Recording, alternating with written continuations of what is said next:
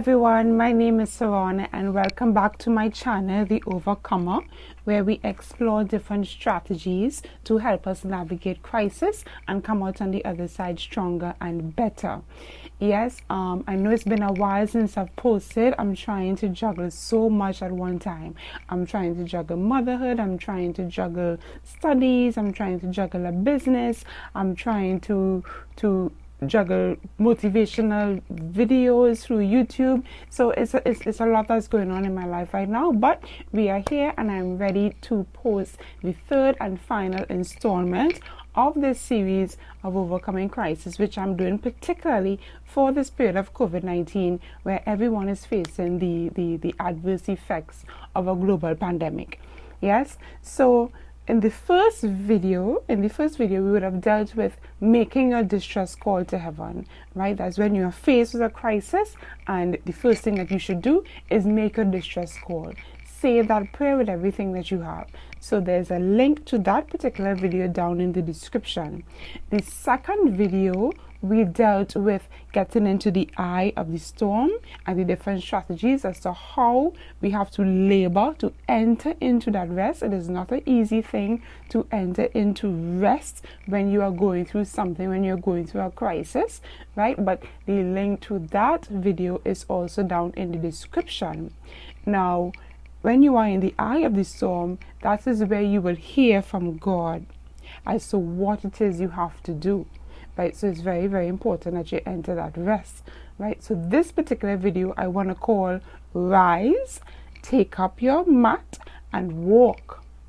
And in effect, that is each and every one of us doing what we have to do to follow the instructions that we would have heard, that we would have received when we were at rest, when we connected with the throne in the eye of the storm. Yes, we have to muster that courage, because very, very often, at least from my experiences, what we're here to do, depending on the size of the crisis, is not usually easy, right? And it's not usually things that we can just do on our own. Normally, the instruction that I receive from God when I am in the eye of the storm, and I'm tapping into that highest version of myself to know what to do, to navigate myself through the storm, is very, very difficult things, right? Things that could instill fear, things that it could be like, it would seem kind of crazy and totally out there, but we must know that this is our divine instruction and we must follow it if we are to get out of the storm safely, stronger and more powerful. Yes, so it is a big step. It often takes faith. It takes a lot of faith to know that if it is that you were divinely instructed to do X, when you do X, as scary as it may seem, heaven is going to back it up because it was instructed. And whatever action was instructed, when it is done, heaven backs it up. And I want to corroborate that with a testimony. I have so many different examples I can share so many testimonies as to the miracles and the breakthroughs that follow when I obey and I heed the voice of the Lord, or the divine instruction that I would have received while in the eye of the storm, while at peace, while being centered, while tapping into the highest version of myself, which is where divinity really is, So, but this particular testimony I want to share is one that resonates the most with me. It really displays the awesomeness of the Lord and how He literally backs up what it is that He instructs. It involves my son. I've heard a lot of testimonies. I'm sure we've heard a lot of testimonies about miracle healings, but this is the first time that I am actually living it. I'm actually experiencing it firsthand for myself, and it is nothing short of amazing, awesome. That really and truly, when I get into the story, there are really just no words for me to adequately describe what it is really happening here with my family, and my son in particular. In 2018, May 2018 to be exact, I found out that I was pregnant. My husband and I'm married, and I have an older boy, and we found out that there was going to be another addition to the family. Yes, a child is always a blessing, but to be quite honest with you, at that particular time, our family was going through some struggles, right? We had a lot of challenges to overcome, and we were really working hard to get through various storms that had hit us. So really, if it were up to me, I would not have chosen that time to get pregnant. Let me just say it like that. But nonetheless, we were pregnant, and here we are faced with the pregnancy.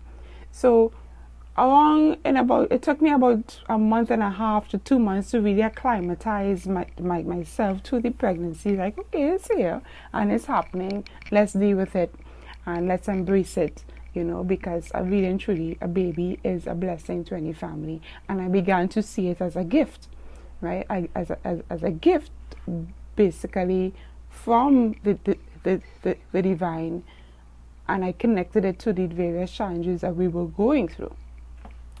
So fast forward to October 2018, we hear the dreaded words from my doctor that there's a problem. Any woman, any mother, anyone going through pregnancy, any father, family, you do not want to hear those words. You do not want to hear that there's a problem with your pregnancy, and it's actually something that we don't expect. With my first son, I got pregnant first time, and I went to each doctor's appointment, and every month everything was fine and everything was good. The baby was thriving. I may have suffered a little bit, but the baby was thriving. So in this time around, the second time around, to hear that there's a problem with the baby, well, that just kind of shook us. It shook me, and we were told that he has a condition called hydrocephalus. Now, hydrocephalus is a condition where there's excessive cerebrospinal fluid in the brain. Now, everyone has cerebrospinal fluid flowing through their brains and down the spinal column.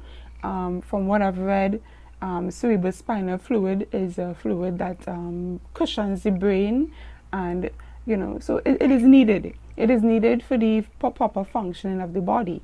But with hydrocephalus, there is too much cerebrospinal fluid accumulating.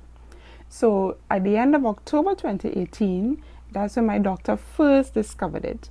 And he discovered it through an ultrasound, where he detected excessive fluid in the amniotic sac itself. Not necessarily in the brain as yet, but he discovered that there was too much fluid in the amniotic sac. So I had to go for a more detailed ultrasound, and the detailed ultrasound showed excessive fluid in the brain. At that point in time, October 2018, it was much excess, right? It was a little bit. So, of course, I made my distress call to heaven. I prayed that, the fluid would not grow and intensify. But nonetheless, the distress call was made. I also got advice from other doctors to terminate the pregnancy. I was told that women, this is something that many women do, they terminate the pregnancy. It was not an option for me.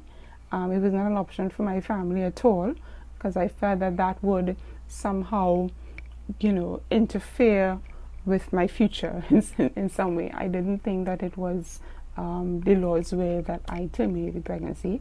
So I chose not to do it. I am not casting any judgment on women who may be facing a particular situation and chose to do that.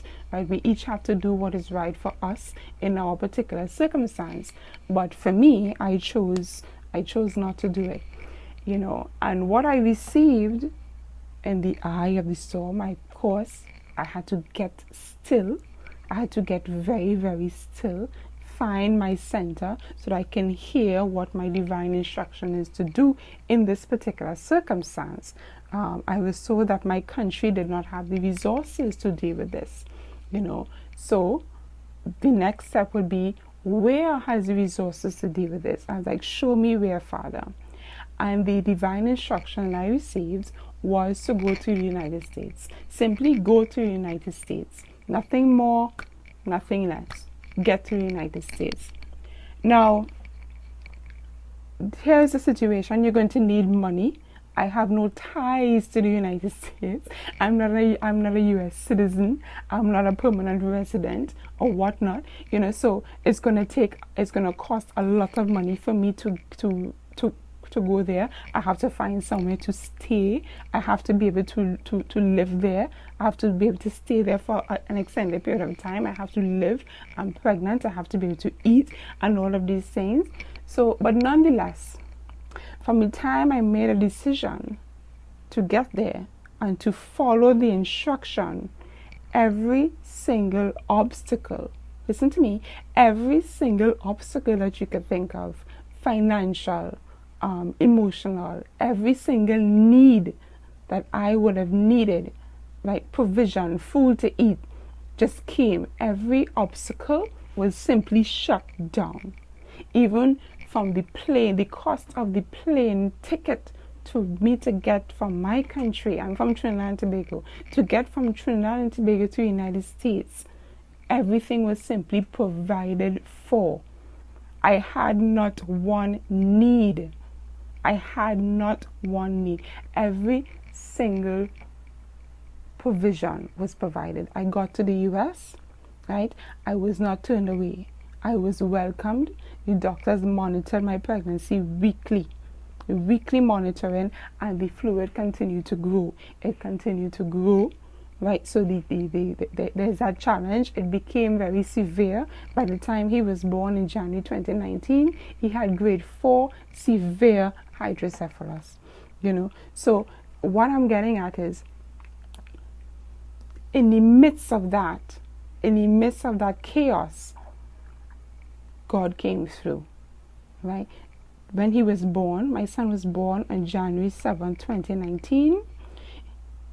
He was born alive, right? First things first, because there was a possibility I was being prepared for another outcome, right? So I don't know how many, you're actually pregnant and you're thinking, hey, I may actually give birth to a stillborn baby. So there was that possibility. But when he was born, his cry filled the room, right? Miracle number 1. I started to cry like I can't even explain. 3 days later, he had brain surgery. He had major brain surgery by one of the top neurosurgeons in Long Island. Cost covered. Yes. They inserted a shunt into his brain, a VP programmable shunt, which is the device that they use to treat hydrocephalus. They put it into his brain to drain the fluid out, right? Subsequent to that, he spent 2 weeks in the NICU, right, in the neonatal intensive care unit. He got a heart problem, he got a blood problem, he got a kidney problem. We were hit with 4 major medical problems within that 2-week period. And it was continuously make the distress call and continue in faith, continue to make steps of faith. But I knew that I was where I was supposed to be. I was where the provision was. The place that I was, I followed my instruction to get there, and every single provision came there, right? He did not send the provision any place else. Every provision that I would have needed came to the place that I was. So all I had to do was get on a plane, and every single thing was taken care of. 2019 was a very difficult year. We had to faithfully endure. But on his first birthday, which was January 7, 2020, when he went for his checkup, right? While most babies are celebrating their first birthday in a birthday party, my son was at the doctor's office, right? He was declared as having a strong heart. The heart issue was no more. His blood issue was no more. His kidney issue is no more. And so far, his shunt is functioning beautifully. There are no malformations. There are no malfunctions. There are no malformations in the brain. There was a fear that the fluid was so damaged, the tissue of the brain, that in his development, during his first year of life, the brain itself wouldn't form properly. But my son's brain is perfectly formed without any malformations, and because of that, he is responding very positively to the physical therapy that he is engaged in. Right, my son, and right now he's 18 months and he's on the verge of walking independently. Yes, my son is on the verge of walking independently.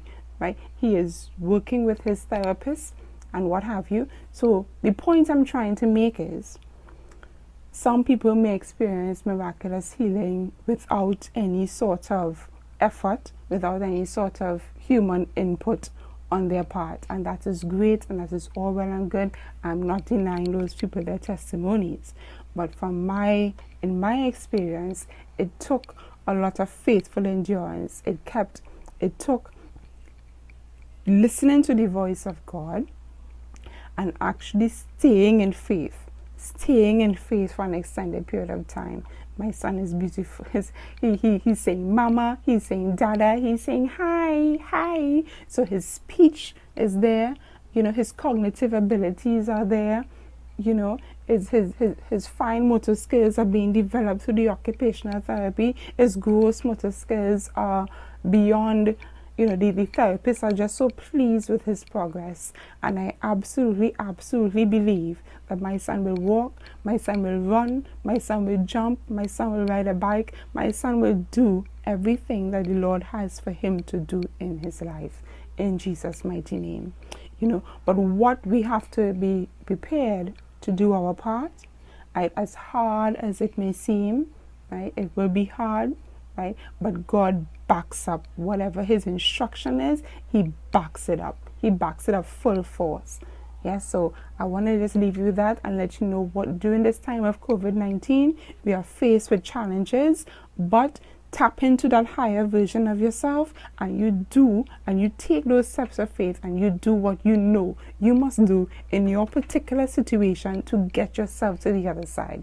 Get yourself to the other side. So the time now, let us rise, let us pick up our mat, and let us walk. Yes, Javon is on the verge of walking, right? Let us too pick up our mats and let us walk in the name of Jesus. Yes, so I want to leave you with that, and thank you so much.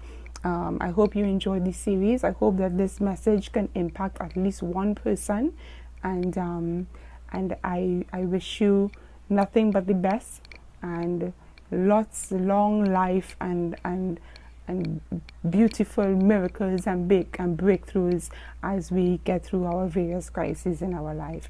Yes, so and I promised my oldest son that I would not forget to say to please like and subscribe to my channel, and I will post from time to time videos as I am led to do. Yes, so thank you so much and have a great night.